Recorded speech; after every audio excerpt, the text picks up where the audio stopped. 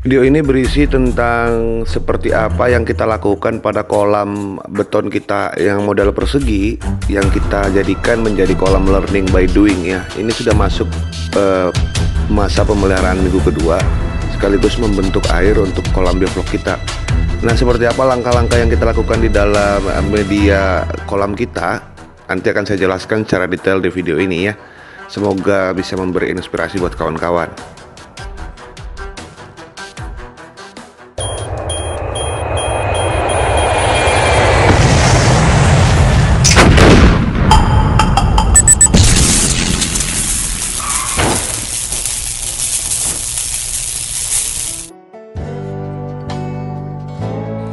Halo kawan-kawan, jumpa kembali di channel vlog Bang Gulo, channel yang membahas segala sesuatu yang berhubungan dengan budidaya ikan nila.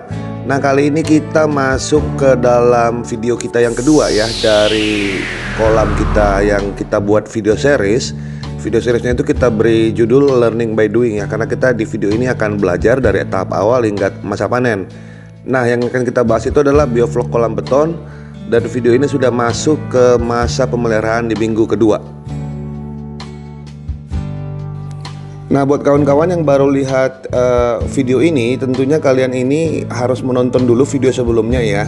Karena kan video biovlog video series itu kita lakukan sesuai dengan kondisi yang kita alami setiap minggunya.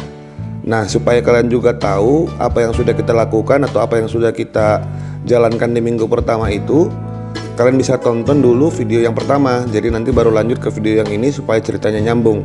Nah, untuk link video sebelumnya itu sudah lengkap ada di deskripsi video. Kalian bisa cek di situ, dan tentunya setelah nonton itu baru nonton ini ya, supaya nyambung ceritanya.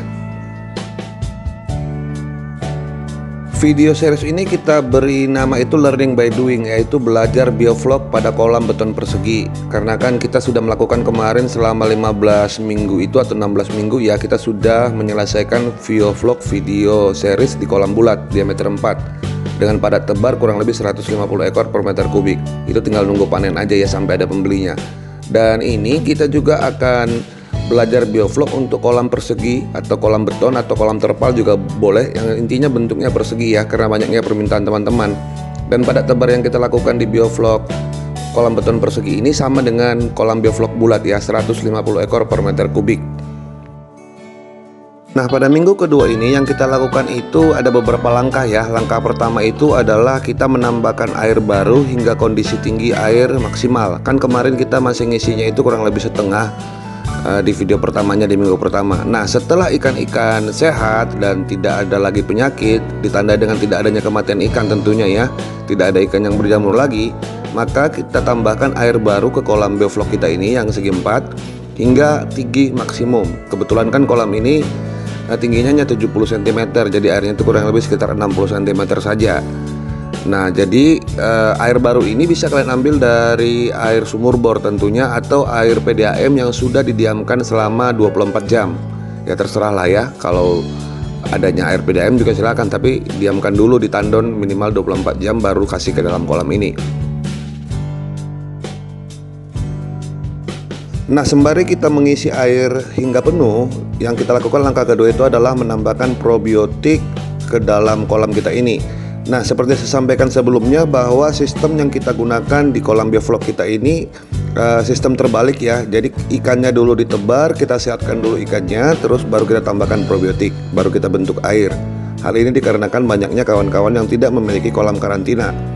Nah, probiotik yang saya gunakan ini menggunakan aqua enzyme, berisi bakteri Bacillus ya, dan yang lain-lain. Kalian juga bisa menggunakan probiotik jenis lain ya. Takarannya itu kurang lebih sekitar 10 gram per meter kubiknya.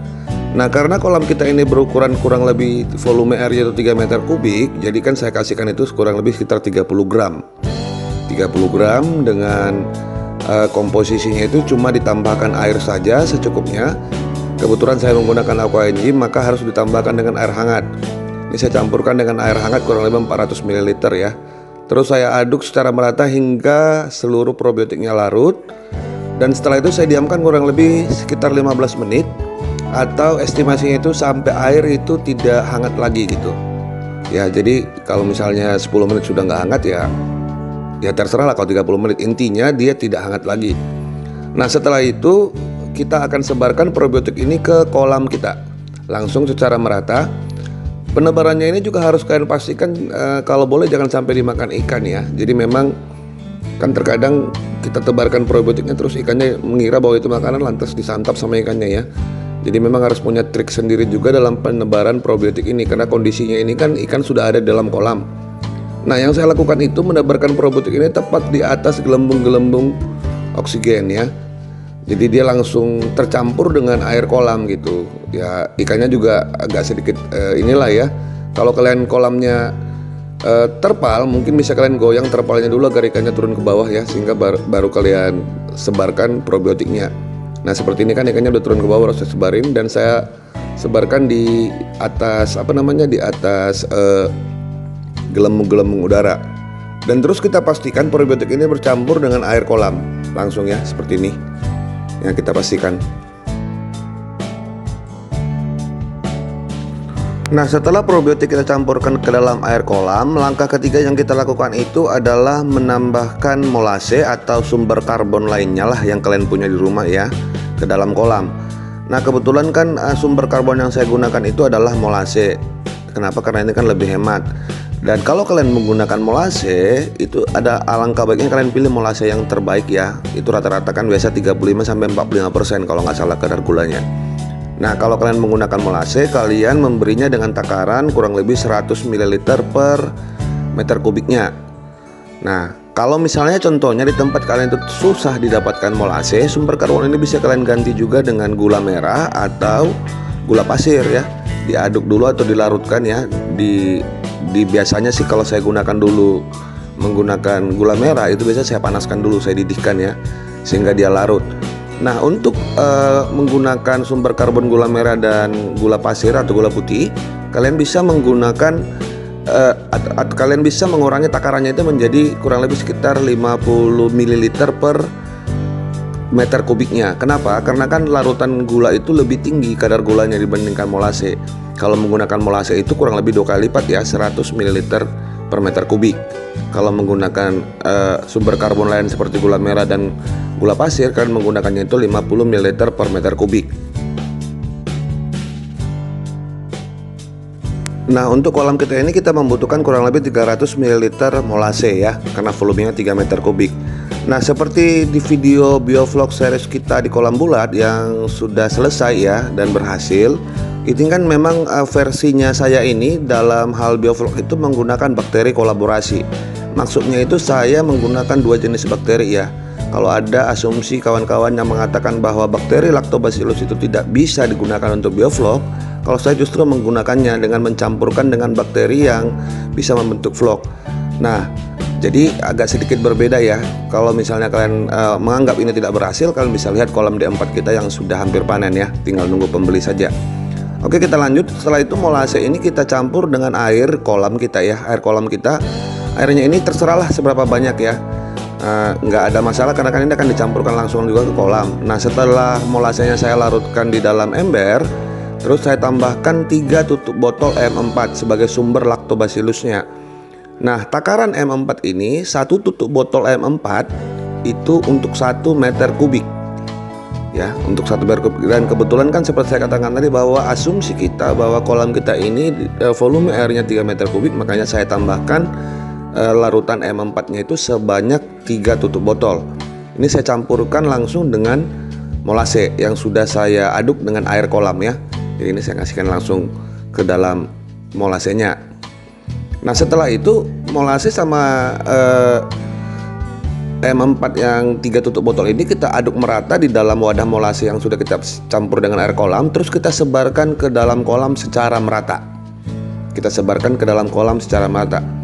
Nah, kalau misalnya kawan-kawan memberikan langsung molase ini ke dalam kolam, tentunya kan molase itu sangat kental. Jadi bisa jadi dia lambat tercampur di dalam kolam dan ini efeknya tidak bagus. Makanya memang sebaiknya ketika menambahkan sumber karbon yang agak sedikit kental seperti molase, itu sebaiknya memang kalian mencampur atau mengaduk dulu di wadah ember, terus menambahkan lactobacillusnya 3 tutup botol, baru bisa dicampurkan ke dalam kolam ya. Fungsinya itu supaya cepat larut atau cepat bercampur dengan air kolam, kurang lebih seperti itu, makanya kita buat di wadah terpisah. Nah, kalau andainya kawan-kawan tidak bisa mendapatkan M4 perikanan di lokasi kalian, kalian juga bisa mengganti M4 perikanan ini dengan probiotik lain atau jenis apalah yang mengandung lactobacillus. Jadi komposisi M4 ini kan lactobacillus. Jadi kalian bisa menggantikan dengan jenis lain yang ada lactobacillusnya. Yang paling gampang itu sebenarnya Yakult ya. Botol Yakult itu kan untuk minuman kesehatan. Kalian bisa gunakan itu. Tapi kalau kalian menggunakan Yakult, itu takarannya itu untuk satu tutup botol M4 itu sama dengan kurang lebih setengah botol Yakult. Nah, kalau kalian misalnya volume airnya kurang lebih 4 meter persegi, maka kalian butuh 2 botol Yakult gitu ya. Bukan tutup botol, 2 botol Yakult. Intinya satu tutup botol M4 itu sama dengan setengah botol Yakult. Nah, kalau kalian mau ganti dengan jenis lain.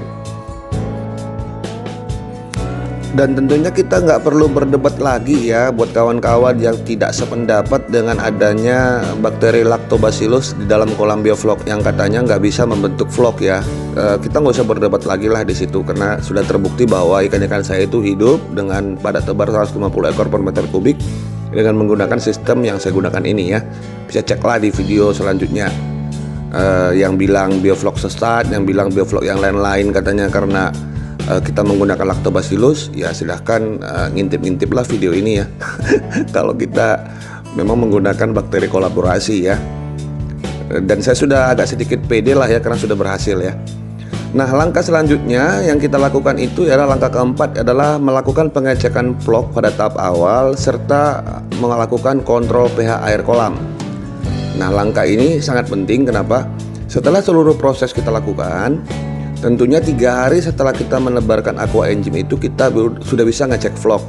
Nah, untuk menghitung usia flok itu kita hitung dari ketika pertama kali kita melakukan tahapan penebaran aqua enzim atau penebaran bakteri flok ya, pembentuk flok, dan itu merupakan hari pertama flok. Jadi contohnya kalau 3 hari, 3 harinya itu dihitung dari kalian pertama kali menebarkan flok, begitu. Nah, parameter pH air sebenarnya itu pH air bioflok itu rata-rata itu bermain di pH bawah ya. Jadi kalau sebenarnya pH air kolam kalian itu antara 6 sampai 8 itu sebenarnya masih aman.